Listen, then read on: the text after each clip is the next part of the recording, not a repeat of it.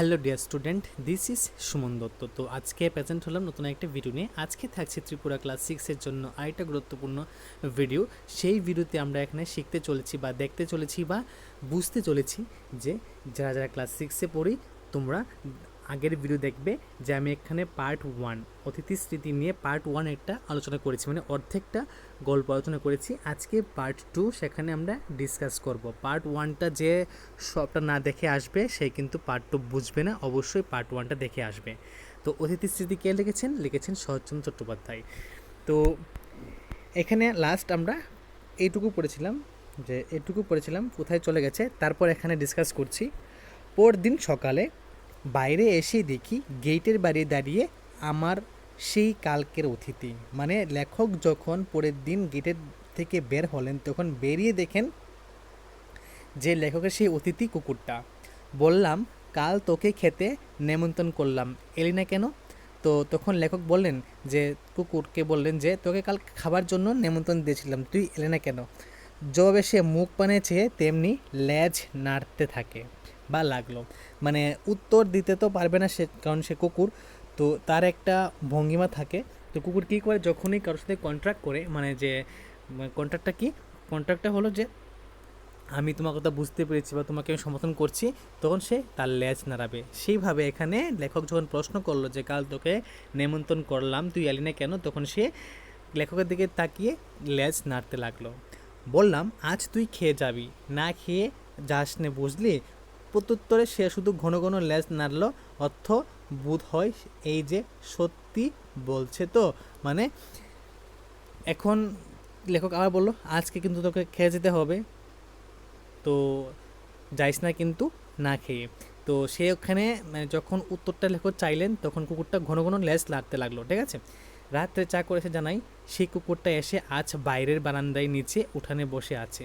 রাত্রেবেলা এই একটা চা এসে বলল যে কুকুরটা জানলার নিকটে এসে বারান্দার এখানে উঠানে বসছে। বামুন ঠাকুরকে ডেকে বলে দিলাম, ও আমার অতিথি, ওকে পেট ভরে খেতে দিও। বামুন ঠাকুর মানে আগে যারা রান্না করতো, ঠিক আছে, বড় বড় ব্যক্তিদের বাড়িতে তাদেরকে বামুন ঠাকুর বলা হতো। মানে তারা ব্রাহ্মণের হাতে রান্না খেত, তো ওদেরকে বামুন ঠাকুর বলা হতো। তো লেখক কী করেছেন, এই বামুন ঠাকুরকে ডেকে পাঠালেন এবং বললেন যে ওকে তাড়িয়ে দিও না, ও আমার অতিথি, ওকে পেট ভরে খেতে দিও। আমি জানতাম প্রত্যহ খাবার তো অনেক ফেলা যায়, এতে কারো আপত্তি হবে না। মানে লেখক জানতেন যে এখানে অনেকজনই খাবার ফেলানো হয় বা ফেলানো হয়, তো অবশ্যই কারোর আপত্তি থাকবে না। কিন্তু আপত্তি ছিল এবং অত্যন্ত গুরুতর আপত্তি, কিন্তু আপত্তি কিন্তু ছিল এবং খুবই ডেঞ্জারাস একটা আপত্তি ছিল। আমাদের বাড়তি খাবারের যে প্রবল অংশীদার ছিল এই বাগানের মালিনী, এ আমি জানতাম না। মানে এখানে লেখক বলছেন যে এদের বাড়িতে যে এক্সট্রা খাবার তৈরি হতো তার অংশীদার ছিল এই বাড়ির মালিনী, মানে মালির বউ, ঠিক আছে। তার বয়স কম, দেখতে ভালো এবং খাওয়ার সম্বন্ধে নির্বিকার চিত্ত। মানে তার দেখতে খুব সুন্দর, মানে ভালো, এবং তার বয়সও কম ছিল, কিন্তু খাওয়া সম্পর্কে সে খুবই ভালো ছিল, মানে অনেক খেত। চাকরদের দরদ তারপরেই বেশি, মানে চাকরদের দরদ কিন্তু তারপরেই বেশি, ঠিক আছে। এতে আমার অতিথি করে উপবাস, মানে চাকরদের পরে যদি বেশি কিছু থাকে তাহলে তারা মানে তার মালির বউ যে মালিনী সে নিয়ে যায়। আর এদিকে লেখকের অতিথি কী করে, উপবাস করে। বিকেলে পথের ধারে গিয়ে বসি, দেখি অতিথি আগে থেকেই বসে আছে দুলুই। মানে বিকেলে লেখক কী করছেন, লেখক পথের ধারে গিয়া বসেছে এবং দেখেন যে তার অতিথি আগে থেকে ওইখানে দুলু মাখায় বসে আছে। বেড়াতে বার হলে সে হয় পথের সঙ্গী। জিজ্ঞাসা করি, হা অতিথি, আজ মাংস রান্নাটা কেমন হয়েছিল রে? হাড়গুলি চিবুতে লাগলো কেমন? সে জবাব দেয় লেজ নেড়ে, মনে করি মাংসটা তাহলে ওর ভালো লেগেছে। তো বিকেলে যখন বের হই, মানে লেখক কী বলছেন, লেখক বলেছেন যখন বিকেলে আমি বের হই তখন কুকুরটা তার সঙ্গে গিয়েছিল এবং লেখক তখন কুকুরকে জিজ্ঞেস করলে যে আজকে আমার বাড়িতে যে রান্না হয়েছিল মাংসটা তোর কেমন লেগেছে, হাড়গুলো কি তুই ঠিক করে খেয়েছিস? তো উত্তরে মানে কুকুর কিন্তু তার নেজ নাড়াচ্ছে। সে জবাব দেয় নেজ নেড়ে। তখন লেখক মনে করেন যে না, মনে হয় মাংসটা ওর ভালো লেগেছে। জানি না যে মালির বউ তাকে বা তারে মেরে ধরে বার করে দিয়েছে, কিন্তু লেখক জানতেনই না যে মালির বউ মালিনী তাকে এই কুকুরটাকে মেরে ধরে বাড়ি থেকে বের করে দিয়েছে। বাগানের মধ্যে ঢুকতে দেয় না, তাই ও সুমুখের পথের ধারে বসে কাটায়, মানে মানে বাগানের মধ্যে কিন্তু ওই মালির যে বউ মালিনী সে ঢুকতে দেয় না, তাই সে পথের ধারে বসে কাটায়। আমার চাকরদেরও তাতে সায় ছিল, মানে লেখকের চাকরও কিন্তু এই কুকুরটাকে তাড়িয়ে দেওয়ার জন্য একসাথে মানে সায় দিয়েছিল, মানে একসাথে তা ছিল।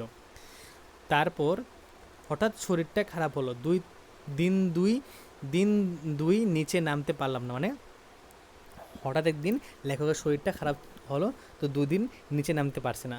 দুপুরবেলা উপরে ঘরে বিছানায় শুয়ে খবরের কাগজটা যেই মাত্র পড়া হয়েছে, জানলার মধ্য দিয়ে বাইরের রৌদ্রতপ্ত নীল আকাশের পানে চেয়ে অন্যমনস্ক হয়ে ভাবছিলাম।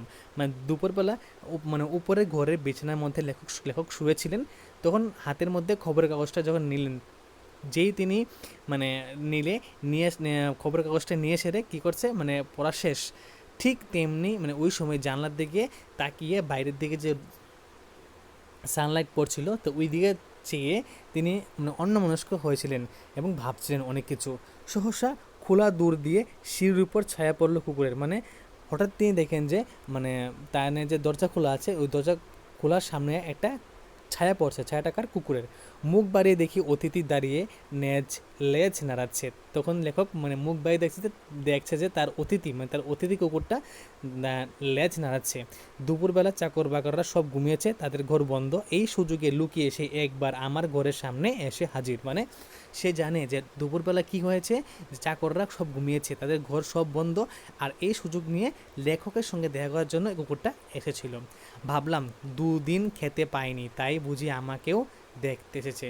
মানে ভাবলাম দুদিন দেখতে পাইনি, খেতে না, সরি এখানে দেখতে হবে, আমি খেতে বলেছি।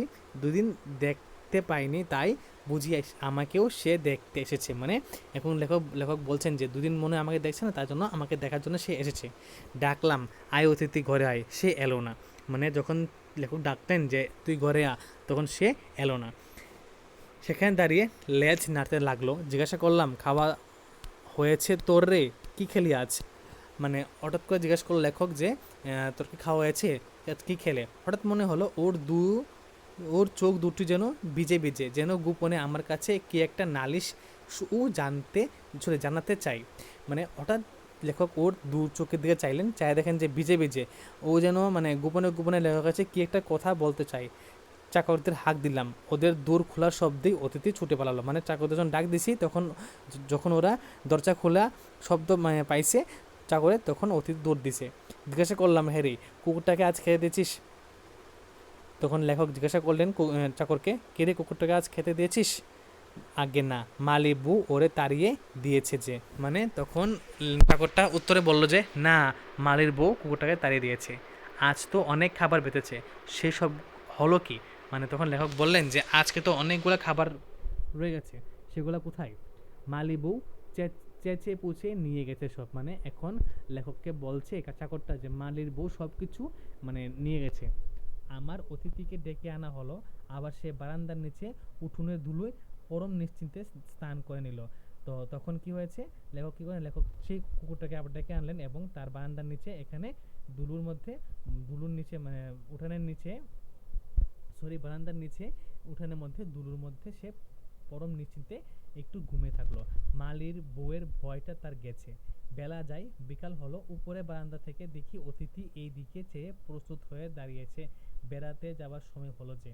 তখন লেখক লক্ষ্য করলেন যে কুকুরটা কি করেছে, কুকুরটা ছিল বারান্দায়, ঠিক আছে, নিচে। তো যখন বিকাল হলো, সে বারান্দা থেকে উপর দিকে তাকিয়ে রয়েছে যে কখন লেখক আসবেন এবং তার সঙ্গে ঘুরতে যাবেন।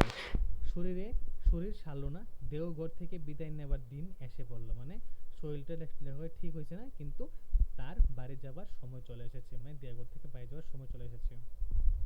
তবু দিন দুই দেরি করলাম নানা ছলে, মানে লেখক দুদিন দেরি করছে নানা ছলে।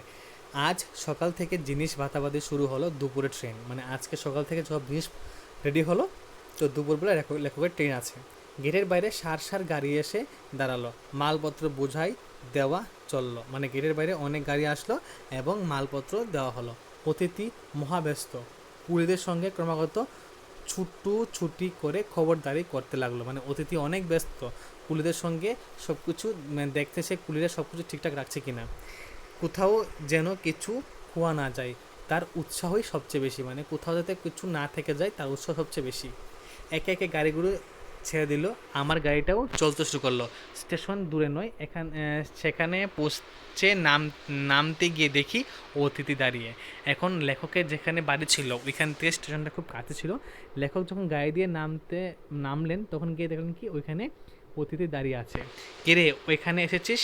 সে লেজ নেড়ে তার জবাব দিল, কি জানি মানে তার কি মানে। এখন লেখক যখন জিজ্ঞেস করলো যে তুই এখানে এসেছিস, তখন তার লেজ নাড়ে সে উত্তর দিল, কিন্তু লেখক কিন্তু তার উত্তরটা বুঝলো না। টিকিট কেনা হলো, মালপত্র তোলা হলো, ট্রেন ছাড়তে আর 1 মিনিট দেরি। সঙ্গে যারা তুলে দিতে এসেছিল তারা বকশিস পেল সবাই, পেল না কেবল অতিথি। মানে এখন লেখকের টিকিট কিনছে, তারপর লেখক তার মালপত্র গাড়িতে তুলছে, ট্রেনে তুলছে। ট্রেন এখন ছাড়তে মাত্র 1 মিনিট বাকি। যারা যারা লেখককে সাহায্য করলো তারা সবাই কিন্তু বকশিস পেল, মানে টাকা পেল, কিন্তু শুধুমাত্র টাকা পেল না, টাকা পেল না অতিথি। গরম বাতাসে ধুলো উড়িয়ে সামনে আচ্ছন্ন করেছে। যাবার আগে তার মধ্য দিয়ে ঝাপসা দেখতে পেলাম স্টেশনের ফটকের বাইরে দাঁড়িয়ে একদৃষ্টে চেয়ে আছে অতিথি। ট্রেন ছেড়ে দিল, বাড়ি ফেরে যাবার আগ্রহে মনের মধ্যে কোথাও খুঁজে পেলাম না। মানে লেখক কী করলেন, লেখক যখন দাঁড়িয়ে দেখলেন, ঠিক আছে, মানে যখন ট্রেন যখন স্টার্ট হলো তখন একটা, আগে তো এখনকার মতন উন্নত ট্রেন ছিল না, তখন মানে ওইখানে কয়লা দিয়ে জ্বালিয়ে যে ইঞ্জিন হতো ওইখানে ধোঁয়া উঠতো অনেক, ঠিক আছে। তো ধোঁয়া মানে ঝাপসা হয়ে গেছে। লেখক জানলা দিয়ে তাকিয়ে দেখে যে কুকুরটা এখন দাঁড়িয়ে আছে, ঠিক আছে, লেখকের জন্য।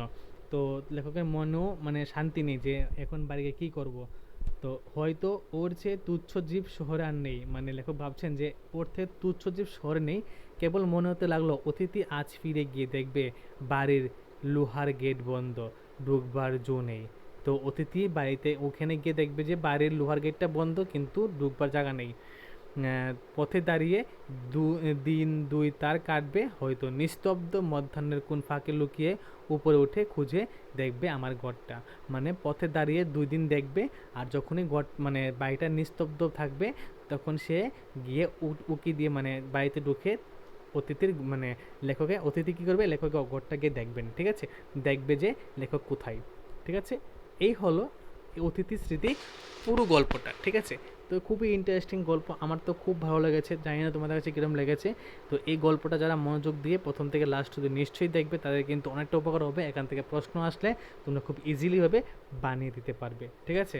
তো দেখা হচ্ছে একটা গুরুত্বপূর্ণ ভিডিওতে, এবং রিকোয়েস্ট করব প্রথম থেকে লাস্ট অবধি দেখার চেষ্টা করবে এবং পার্ট 1টা অবশ্যই দেখে আসবে। ওকে, ধন্যবাদ সবাইকে।